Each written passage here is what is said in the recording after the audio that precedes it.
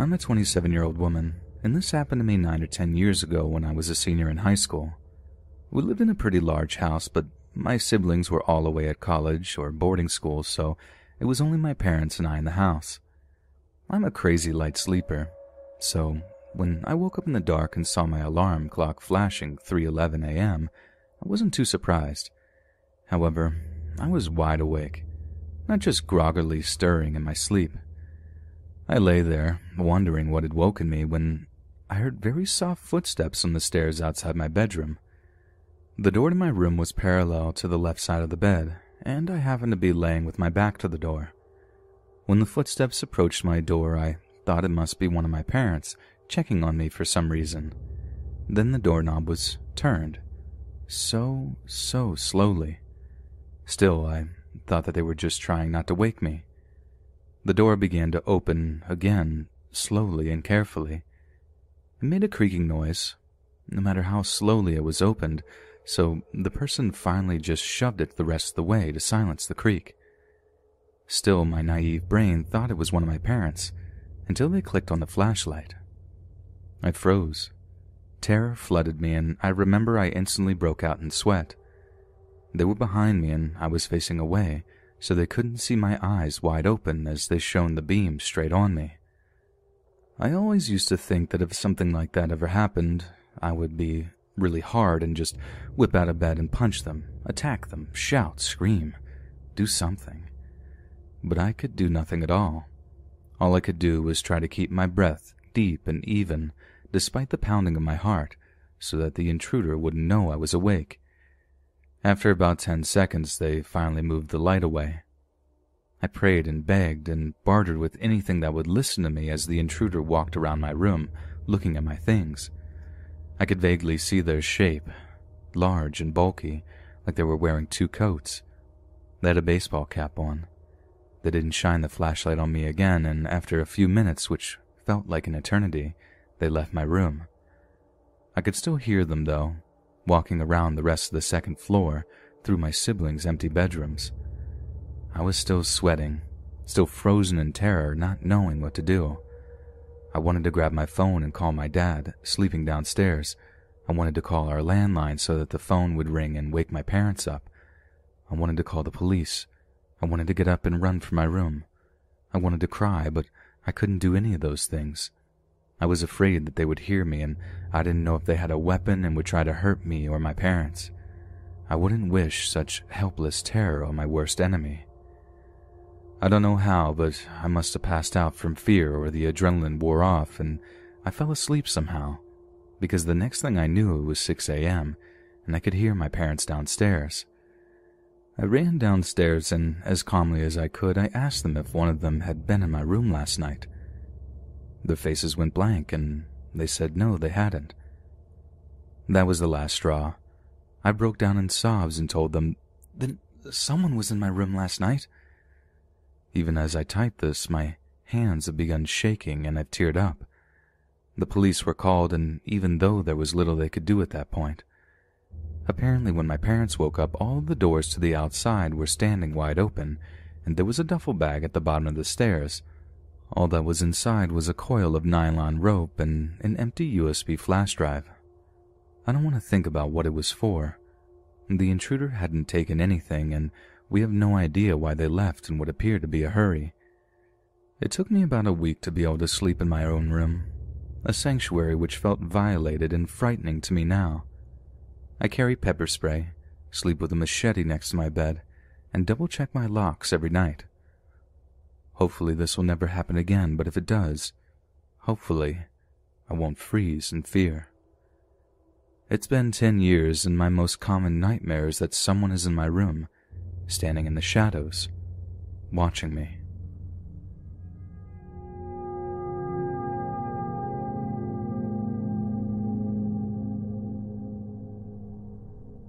Take it back to 2007-2008. I was 16 when this began, 18 or 19 when it finally went to court. Picture a Norman Rockwell-esque suburban family. Parents, 3 kids, a yard and a dog. In Blink and You'll Miss It, USA. One random day, a neighbor man had a mild dispute with his neighbor. As a totally warranted response, Neighbor Man takes every hose he has and floods their yard. Solid decisions led to solid consequences, so naturally he was fined for water waste. My parents run the water in small-town USA, and because Neighbor Man lived a block from us, he decided to drive over to the water district, shouting that he is an acquaintance of my parent. Second solid decision of many to come from Neighbor Man. Absolutely no one takes kindly to name-dropper folks, so tuck that gem away under life facts. My parent comes in and tells him even if his kids did this, they would have the same repercussions, gracefully glossing over the fact that other than maybe driving by one another, none of us actually had ever interacted with Neighbor Man. Neighbor Man repeats the name of the man working the front desk as well as my parents' name and claims it's now personal, and storms out. My family members and I begin to see Neighbor Man at random places constantly, the DMV, the grocery store, our respective jobs. Apparently, when you're cuckoo for Cocoa Puffs and your parents pay for your house, you have all kinds of time to stalk. It went from random sightings while out and about to phone calls, the cliché 90s type of call, breathing, and hang-ups, and I can see you variety. At this point, Neighbor Man was more of an annoyance than scary. But as I have stated, when you underestimate crazy, you lose every time. Neighbor Man began parking across from our house, staying from 6 p.m. to 4 a.m., literally just sitting in his car, blasting music, staring at the house. Fool must have had the determination and bladder of a racehorse, because who in the world just sits there for 10-ish hours? His music was trash too. Maybe he was a masochist and into self-harm, seeing how long he could suffer through terrible music and a full bladder. I doubt anyone with a semi-rational concept of social interaction could fathom why. This went on from 3 to 4 times a week to a nightly occurrence. Imagine being a 16-year-old female that doesn't even feel comfortable to changing her room because of the prospect he might see through the blinds somehow, trying to sleep knowing he's out there. We were prisoners in our own home. He began to get bolder. Neighbor Man drove his car speeding up and down onto the sidewalk at my sibling and her partner while they were sitting on the sidewalk out front coming home from a date. They both had to physically jump out of the way to avoid being hit. He made lewd gestures at me when I brought my dog out for a walk and was waiting for my sibling to come out and join us on the walk. It was so bad I ended up crying and going inside. This had been going on for a year at this point. The cops always said the same thing. There's nothing we can do unless there is a threat made against you or someone is harmed. My parent confronted, meaning tired of this and asking him what he thinks he is doing, Neighbor Man in the street after my incident, to which Neighbor Man called the cops and they came asking us why we were harassing and threatening Neighbor Man.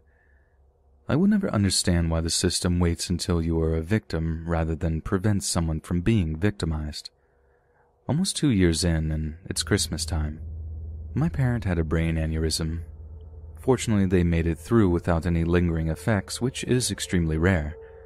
I convinced my other parent, who had been living at the hospital with their sick partner, to come home and shower and eat. About 9 p.m., we get a knock at the door. A random man in ratty clothes holding a Christmas present says he is there to deliver to our family name. We asked who sent him, and he says he can't say. We ask who he works for, and he shoves the gifts at my parent and leaves. We are obviously uncomfortable to open it. Parent decides they need to know what it is and opens the present.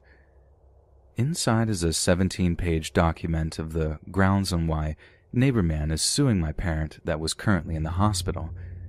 Even I could tell it was fake with the grammatical errors and typos. Neighbor Man took the time to sit and type this up himself, thinking it would scare us. The document and fake details he put in did not. The fact that this 40-something-year-old man was so fixated on our family that he sat and typed a 17-page fake document did scare us. Things progress, and Neighbor Man began pacing in front of his car and pretending to have phone calls where he talked about pushing my parents down the stairs or knowing where we kids went to school and worked and how easy it would be to access us at any time. At the time, I worked a closing shift that let me off at about 1 a.m. he would be parked next to my car and follow me home. One time I even tried to take random roads and he still stayed right behind me, pulling up to the house with neighborman parked across the street. Think the neighborhood street with maybe 5 feet between a car parked on one side and one on the other, and having to get out and run to the door was an absolute nightmare. We were all exhausted from not only the aneurysm scare, but also living and looking over our shoulders. My parents' friend told her friend, who was a district attorney, about the situation. She called and came over and took our case on pro bono. Testifying was a wild ride. We had to put in official statements prior to being called to the stand. We were not allowed to be in the room when a family member was testifying, nor were we allowed to talk in the halls as we waited for our turn. Imagine reliving 2+ years of traumatic experiences, being cross-examined where you are made out to be a liar, then not able to have your family comfort or support you afterwards was not ideal. There was enough to put him away for a 1.5 years, as well as grant a felony restraining order. We moved while he was still incarcerated. My sister passed while he was in prison, and he immediately tried to sue her estate. She was 21 at her death when he was released. He claimed that her testimony from him running his car at her and her partner was false and the only reason he was locked up. Not the case, as there were harassment and stalking charges, and that the money people donated to a GoFundMe for her accident, that he was entitled to that. There's so many more details, but this was already long enough. So neighborman, let's never meet again.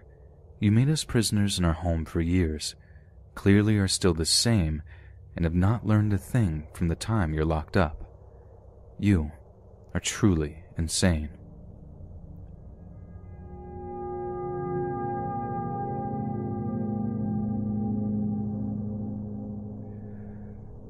So I want to start off by saying I still work for this company, and I still have anxiety every time I go into work. The company is huge and one of the biggest names in the world. For privacy reasons, I'm going to call it the Big Cheese or Big C. I also want to mention that I have crippling social anxiety. I credit it to being homeschooled most of my life, and this will also make sense later. Well, September of last year I was fresh out of high school and looking for work. I needed this job immediately because I was living with my significant other and we were barely getting by. My father, my grandfather, they both either work or worked for this company for a long period of time, and it's something that garnered a lot of respect in my family. So of course I was thrilled when I got my first interview. It went great and I was all set to start training, which involved a few classes and on-the-job training. The classes were awkward to say the least, but nonetheless informative. Well, after the classes, we had our first task: join a group of fellow trainees and tour the work environment. This is when I first met creepy coworker. He was in the very back of my group, seemed a little shy and didn't really talk to the rest of the group unless he was trying to make an awkward joke to join in. At first, I kind of just felt bad for him. He seemed harmless, but definitely awkward and out of the loop.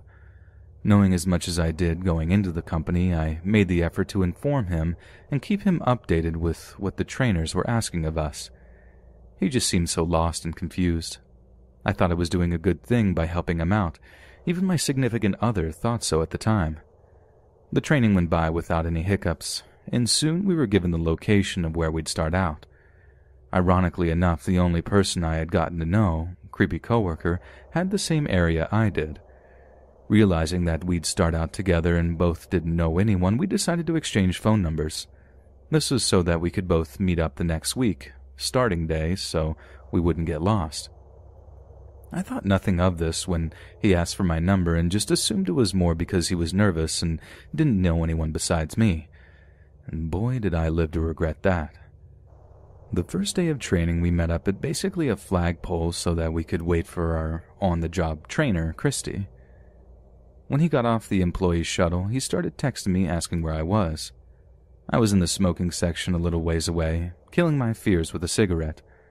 I texted back telling him where I was, and he asked if he could join me.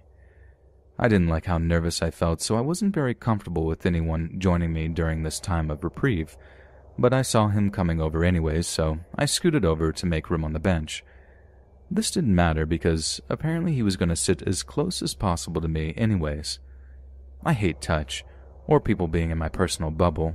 Being a victim of either trauma, touch was something only people very close to me had permission to do. Creepy coworker then proceeded to ask me if he could bum a cigarette, and I'm not good at saying no, so I gave him one. After he lit up, he handed me my lighter, that I didn't even notice that he took from the top of my bag, back to me.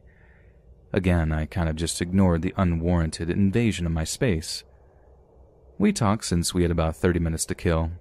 We talked about the normal stuff like, how do you feel about the company? Where do you want to end up in it? I noticed he was wearing tattoo-covering sleeves, and so I asked him about his tattoos. He pulled down the sleeves and started going over almost each and every one. All something to do with either a love interest or something geeky. I listened out of mild curiosity, but quickly got uncomfortable when he started pulling out his phone to show me pictures of ones he drew. I was uncomfortable because he kept showing me pictures of himself as well. Mostly photos of him shirtless, and I didn't really find that appropriate. He mentioned that he was a Marine and that he had gained too much weight after his last tour. I apologized out of sympathy and suggested that it was nothing to be ashamed of. Unfortunately, after that, he kept smiling at me in a way that I deemed to be admiration. I had seen this look from my fiancée, so I knew somewhere I had effed up. I quickly turned the conversation to more appropriate stuff like music taste. He seemed interested in what music I liked a little too much and decided he should make me a playlist. I said it really wasn't necessary, but he insisted. Later into that very day during training, he kept purposely doing kind things like taking heavy boxes from my hands or taking the odd jobs he deemed too grueling for a lady. I was a little annoyed, but mostly just glad most of the jobs meant that he'd have to go to a different area and give me some space. He'd always find a way back to appear beside me and scare me. I hate being scared, and he laughed it off every time. I was more than uncomfortable at this point, and a nervousness had settled in the pit of my stomach.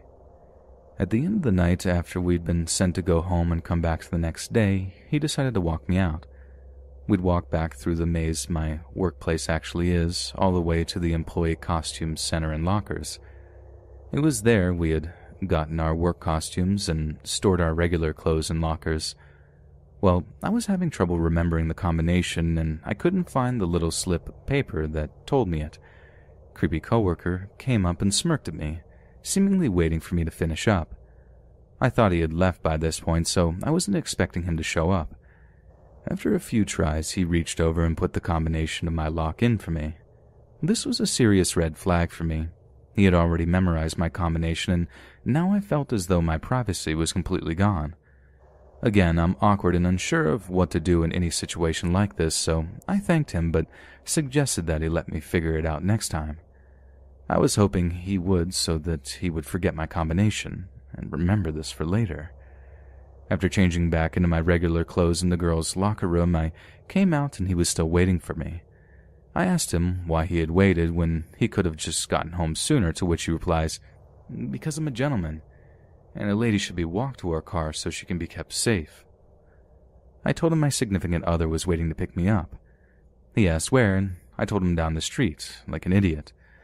I still don't know why I complied with this creep as much as I did, but I had never been in a situation like this. He told me that was too far for me to walk and that it wasn't safe, so he offered to drive me over to my significant other's car. Due to how tired I was and how much I ached from the day, I just didn't have the strength to argue. I mean, he was creepy, but nice. I chalked up the creepiness to him just being awkward. So without anything else weird happening, he took me to my significant other, whom I had been texting the entire time just to let him know where I was and what was going on. I had a deep gut feeling that I should text him everything I knew about the guy, so I did. When we pulled up, I immediately got out of the car. My boyfriend sat there, leaning against the car with his arms crossed. He wasn't very happy about him giving me a ride, but nonetheless thanked the creepy coworker for getting me over to him safely. The coworker nodded, seeming to smirk at my boyfriend the whole time. This is when my boyfriend first got a bad feeling about the guy. So we got home and my boyfriend warned me about the guy, telling me he wasn't getting a good vibe from the creepy coworker. It was not even 3 minutes after that, I got a text from the coworker. He started sending me songs and memes, telling me things like, "I really feel like you get me."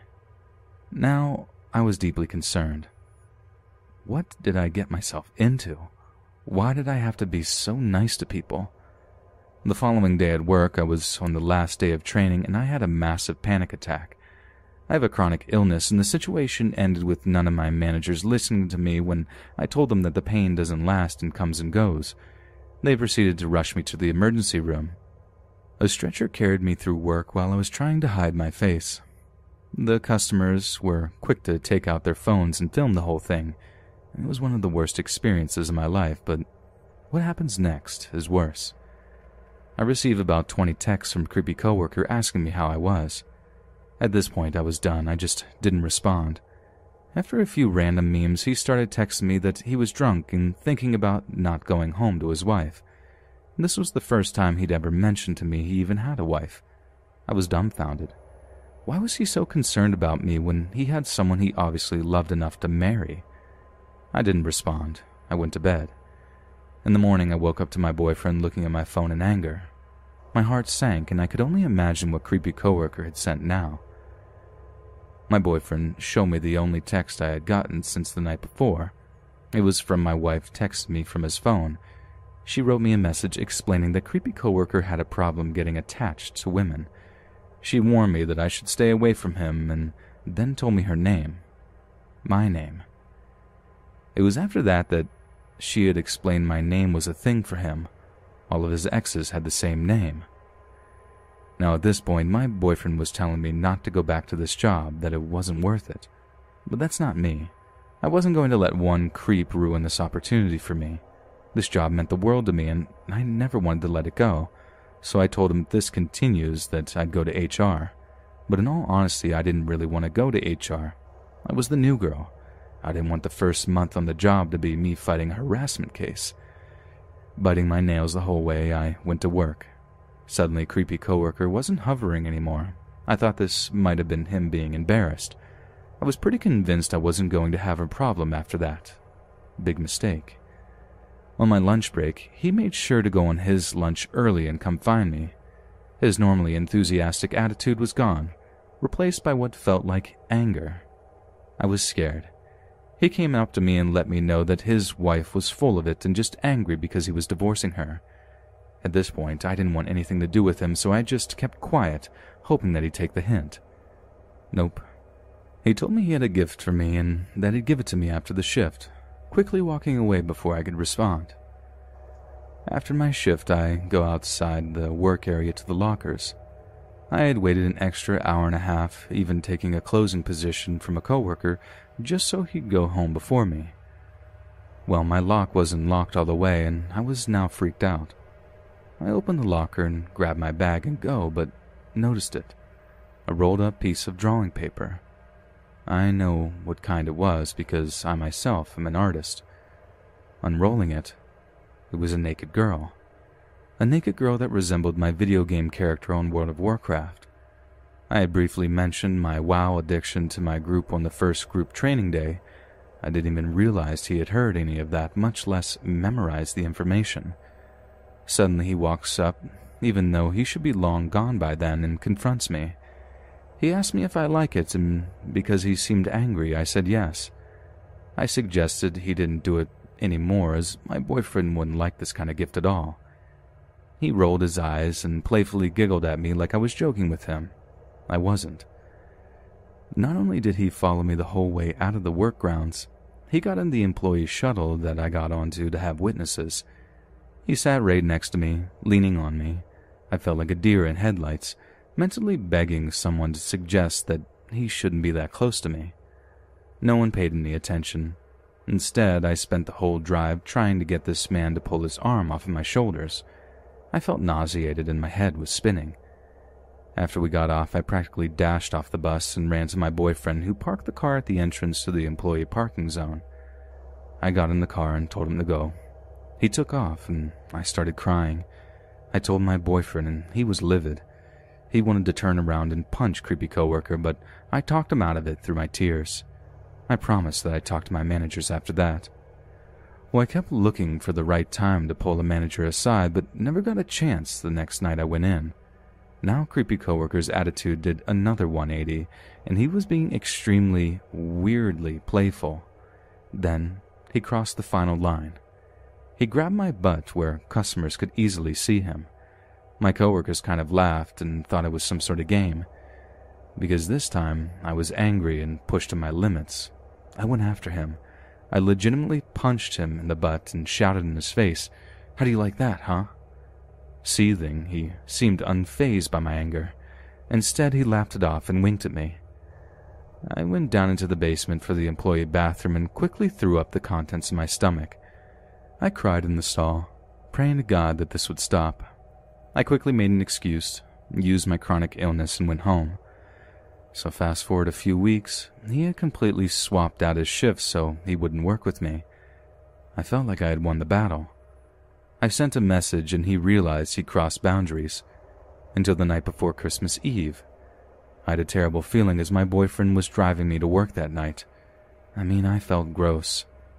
I got to work and there he was, flirting with other girls, suddenly having this big ego I had never seen him display before. Like I said, when I met him, he was shy and awkward. His personality flipped every time I had to see him.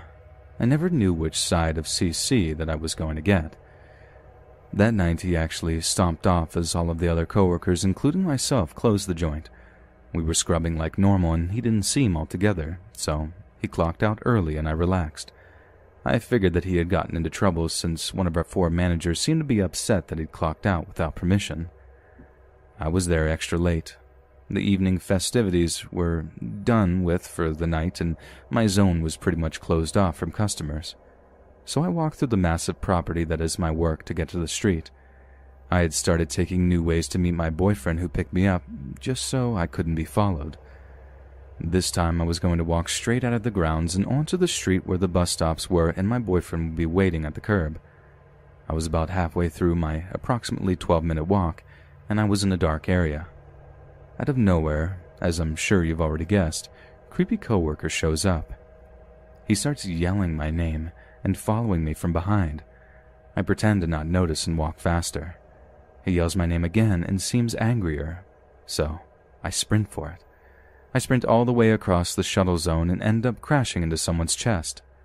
And thank God it was actually my boyfriend who had a really bad feeling and wanted to be as close to my work exit as possible. I looked back and creepy coworker got on a shuttle but was staring from the window, smiling like a Cheshire cat the whole time. Never in my life had I been so terrified. After that, the next night was Christmas Eve and I was supposed to work, but I just knew if I went in, something bad was going to happen to me. So, crying the whole time because I knew I had earned a bunch of points for calling out to avoid him, I cried asking the lady on the phone if I was going to get fired and she said she honestly couldn't say.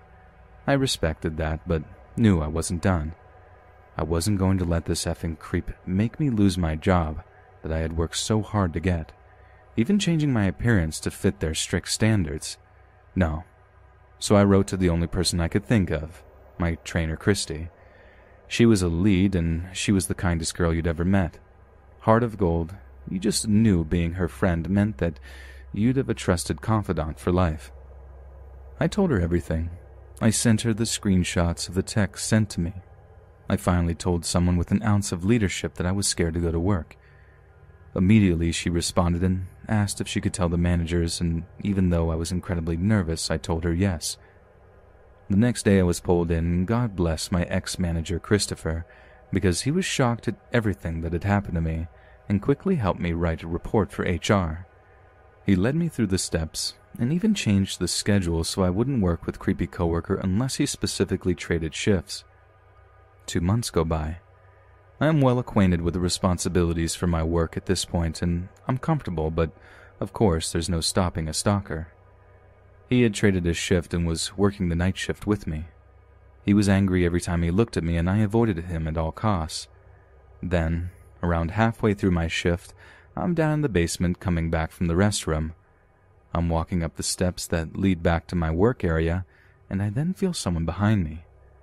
Before I could think a clear thought, I was pushed against the wall, hand beside my head, He leans in and says, "You should smile more." Then he chuckles and walks away. I feel pretty hysterical at this point and run to the closest lead, crying and trying to explain what happened. It was at this point that my manager, Christopher, was angry that HR was taking so long to investigate my case, and that he went to them and sped things up. Well, after 4 months of an interview process with HR, finally the case was resolved, and not only was he let go, but I was doing really well in my job, finally. Nothing to worry me into not paying attention to my duties. Creepy coworker has left me alone ever since, but sometimes I get random requests from guys with no pictures and always similar names, always close to his name. Creepy coworker has left me alone ever since, but sometimes I get random friend requests from guys with no pictures and always similar names, always close to his name.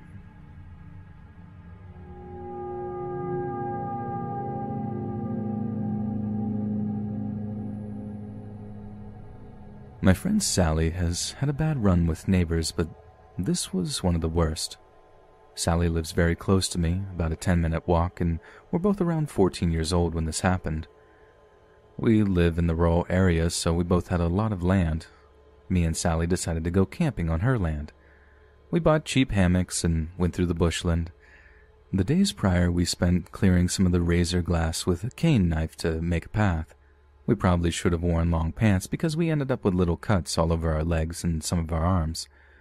We set up our hammocks and brought quite a few blankets because it does get pretty cold at night, even though you're sweating through the day. We were still on her property and hadn't gone to her neighbor's boundary. Her neighbor had just leased the land to new tenants. Me and Sally were sitting on our hammocks talking and laughing, and this was around 9 p.m. We heard something in the bush. We just thought it was a wallaby.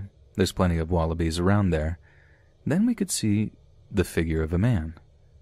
We were whispering to each other, trying to see who it was. At first we thought it was her brother, as he's scared us when we were camping previously. Then as the person got closer, we were thinking it could have been her dad. It was dark and the bush looks the same from every angle. We realized the man was coming from the other direction than her house. We didn't dare move and covered our torches under our blankets. The man came up and said hi and introduced himself as Ben. Now Ben was extremely drunk. He staggered around and reeked of alcohol. He started saying how we had a nice little camp here and said something pretty unsettling. "I'll have to come and sunbake naked here on one of these hammocks." Me and Sally gave each other worried looks but didn't say anything. It only got worse from there. I can't remember everything he said because it was a while ago and he was mumbling on for what felt like forever. But some of the things that stuck out were like, "I'll have to kill yus Wolf Creek style," and said, "You're nearly legal then," when he asked us our age. Ben was probably in his 40s. Me and Sally were texting each other while he was talking and coming up with an escape plan. He also offered us puff on the magic dragon and pulled out a glass pipe. We declined. Sally said that we were leaving back to the house to make food. He told us to come back, and we left our blankets and most of the stuff there and legged it. We told her dad what happened and we slept inside. The next morning we went back to our campsite to find everything burnt. A circle with probably a 20-meter radius was all burnt. Coming from that circle was a line of burnt grass, going towards the neighbor's house. I'm not a firefighter, nor do I do forensics, but it seemed obvious that some kind of fuel was used. Me and Sally were talking, and it dawned on us that possibly that Ben may have thought we were in the hammocks due to the pile of blankets. Ben was definitely drunk enough not to be able to tell the difference. We went and told Sally's dad, who then checked it out and then went next door. Ben's roommate answered the door and said Ben wasn't home and apologized. He even gave Sally's dad $50 for the blankets and hammocks. And nothing more happened for a few months. Sally told me at school about how Ben had been caught on camera sneaking around her yard. I went to her house after school because she was going to be home alone after her dad finished work. I ended up sleeping over there that night, and that's when he came over. Ben was drunk and came out of the front of Sally's house and started yelling, He accused Sally of stealing his dog. Sally's dad called the police. They arrested him. The next day we found a knife in the yard. It wasn't from Sally's house. The police came and we told them about the knife, and they got the footage from the cameras as well. I don't know what happened to Ben, but thankfully he no longer lives next to Sally.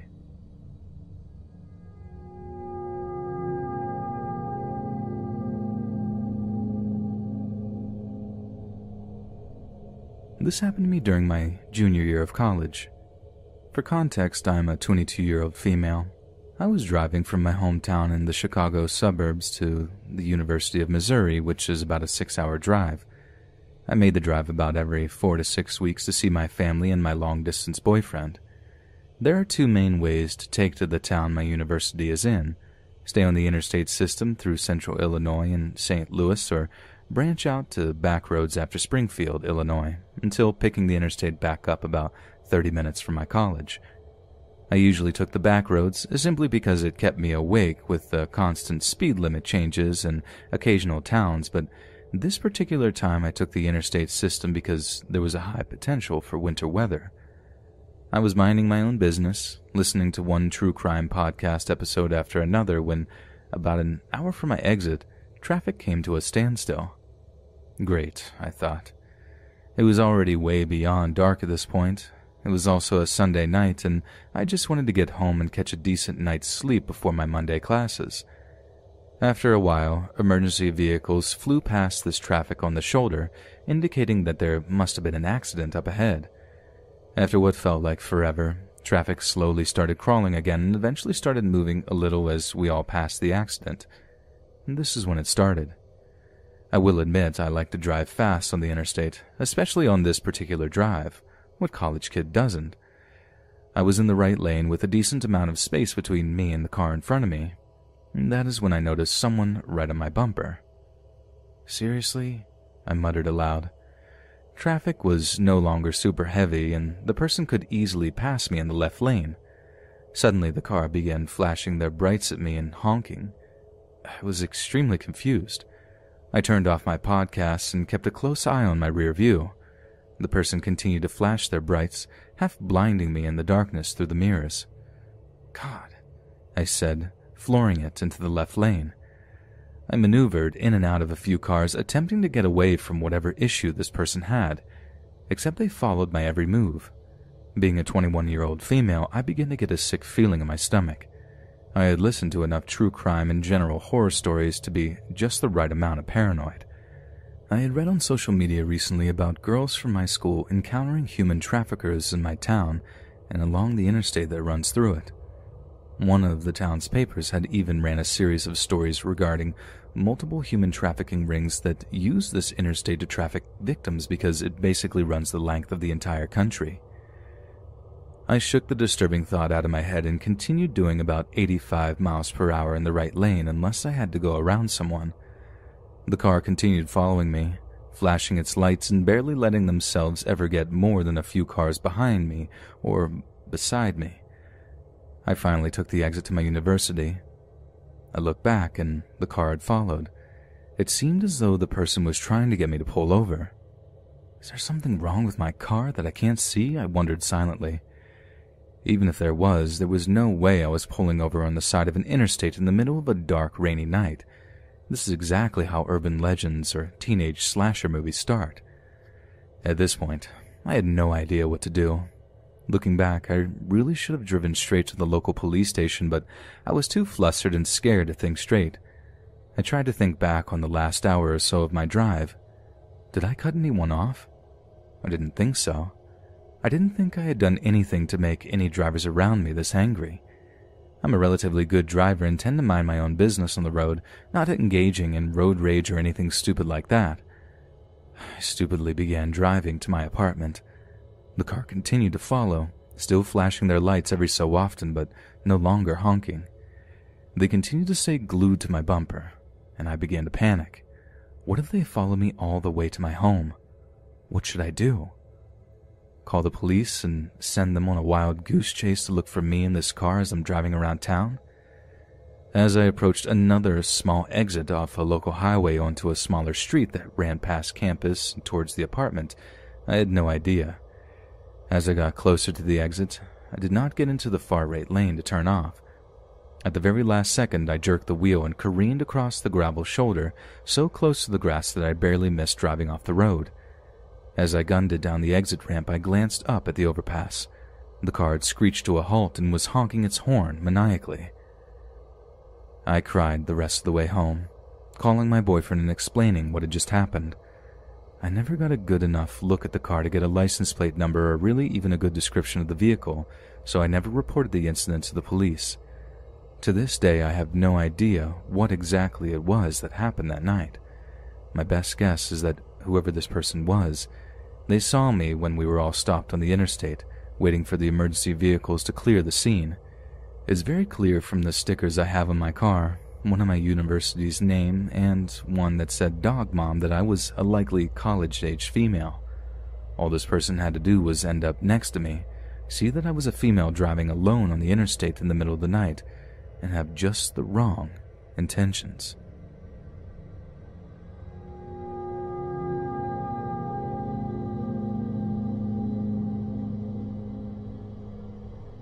I live in France, and this story happened to me this summer, just after the lockdown ended. I was, and am still, 19 at that time. After the lockdown ended, I went to my grandparents to spend a few weeks. I got tested before, and no problems there. My grandparents live in a small city in the north of France, and they have a dog who's quite a big dog. When I was really young, I lived with my grandparents for a year, and at that time the dog was only a puppy. Her name is Chippy, in French, which kinda means little devil in English, but in an affectionate way.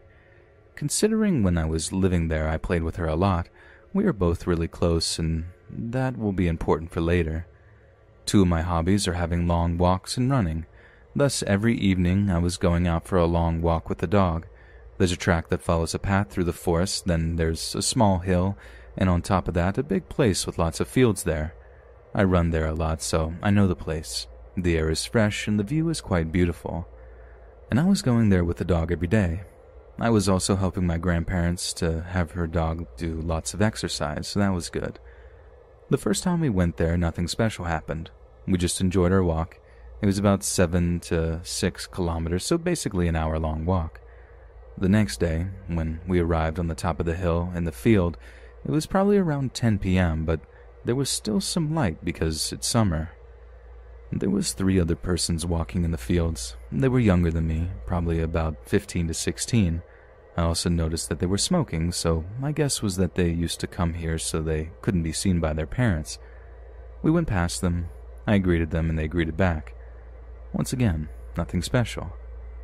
For a whole week I did this walk around the same time, around 10 p.m., and passed by those 3 guys with nothing special happening, and it was perfectly fine to me this way. The second week, as usual, I went for the walk with the dog Chippy and arrived at the fields. There was only one of the 3 boys. He wasn't smoking this time, though. When he saw me, I was at the entrance of the field just after the little hill climb, so the entrance of the forest was just behind me. He did a sign with his hand to catch my attention and asked if I had a lighter, which I actually had in my pocket. I told him yeah, sure, so he walked to me, the hand in the pocket of his hoodie. When he came near, for some reason I felt a shiver. It's crazy how sometimes your instincts know there's a problem, but you don't listen to it because nothing looks weird to you, superficially. I handed over the lighter when he passed by. At that moment, my dog was staring at him. Then everything happened really fast. He did a really fast movement with his hand, coming from the hoodie, and I only saw something shining. I just had a reflex of throwing myself back, so hard that I fell down, and I just realized it was a knife that he was holding, and he just tried to stab me. What saved me is my dog, God bless her. When she saw the guy trying to stab me, she jumped on him, and he fell down. As I said before, it's a really big dog. I immediately got up on my feet and heard something in my back. From the entrance of the forest, I saw 2 guys wearing animal masks running towards me, and they were probably his 2 friends. In this moment, your brain acts for yourself. You don't think at all, and in this case, the answer he found was really simple. The other guy was still on the ground. I just watched my dog and told her to run. I started running and she followed me, but I heard the worst possible thing from the guy who got up as well. "Catch him. Don't let him go." At this moment, I was totally terrified. I was just running and running. I heard them running behind me. I was only thinking, how long will they follow me? Who are these people? This was the first time I was really happy to be a runner. I was clearly better than those guys, and that completely saved me because they chased for something that felt like an eternity to me. Fortunately, at the end of the field, there's another entrance to the forest, and this time its descent was to the road at the end. I heard the steps of the three guys vanishing as I arrived at the end of the forest, though I didn't stop running until I arrived at my grandparents' house and locked myself in. I caught a big breath and gave my dog a huge hug. I saw in her eyes that she totally understood what happened, and I had never been so happy to have her in my life. After that, I told everything to my grandparents and we called the police, but they were unable to find anyone there. I don't know what those guys wanted, but the animal mask really made me think about some kind of Satanist. I really don't know anyway. I still go on long walks with my hero dog Chippy, but now I go earlier and to places with much more people.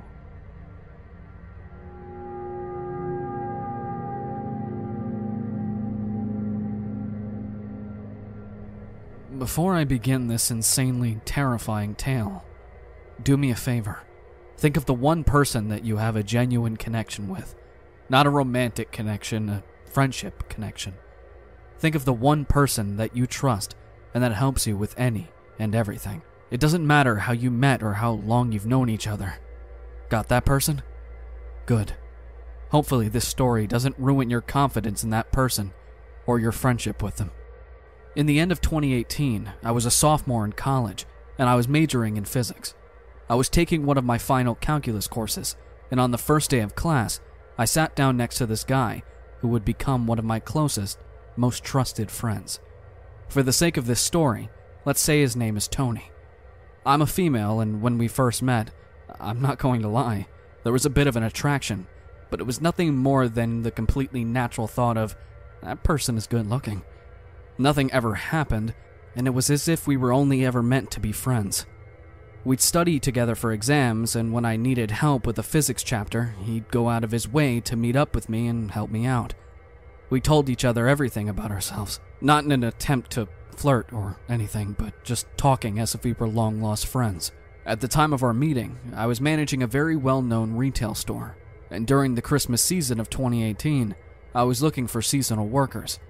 I gave Tony a job, and we maintained a manager-employee relationship at work. And then we were regular friends outside of work. He was one of the best salespeople that I had on staff, and he caught on rather quickly and got along with everyone. He was hilarious. After the Christmas season was over in January of 2019, he left the store, and we went on with our normal friendship. Sadly, well, at the time it was sadly, we somehow just stopped talking towards the end of 2019. We didn't get into an argument or anything, and we still liked each other's posts on Facebook and Instagram. Then, this year, 2020, the news broke. My new best friend was a very close-to-be school shooter. He was arrested on federal charges for terroristic threats, for threatening to carry out the largest school shooting that the world had ever seen. He had planned, and he was ready.